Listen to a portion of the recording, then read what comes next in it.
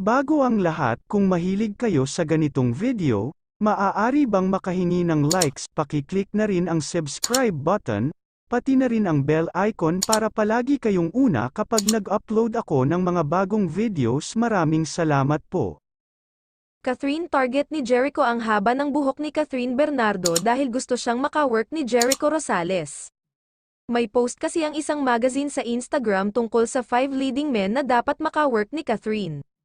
Ang 5 natukoy ay sina Enrique Hill, Donnie Pangilinan, James Reid, Albi Casino, at si Echo.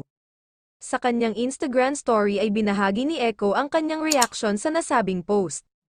While I would love to be paired with this gorgeous leading men, I think it would make more sense to work with Kath at this moment, say ni Echo. Ipinagbuni nga ng mga fan ang hiling ni Echo, parang awa nyo na nga kasi, Kath Echo Project, when? Ang random ni Jericho Rosales sa IG story niya about sa gusto niyang makatrabaho si Catherine, ilang taon na rin talaga ang pagiging consistent niya sa hiling niyang makatrabaho si Catherine.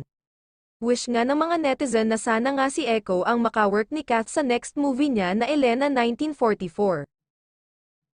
Binida naman ng isang fan ang pagiging relevant ng kanyang idol, Jericho Rosales. Consistent parinig about his desire to work with Catherine is enough proof of how relevant Catherine is. You will always hear Catherine's name from other people's mouths. Bongga nga, ang pagmanifest sa tambalan ni Kath at Echo. Malay ninyo, madinig yan ng universe. Ano ang masasabi nyo sa bidyong ito? Paki-comment na lang sa ibaba.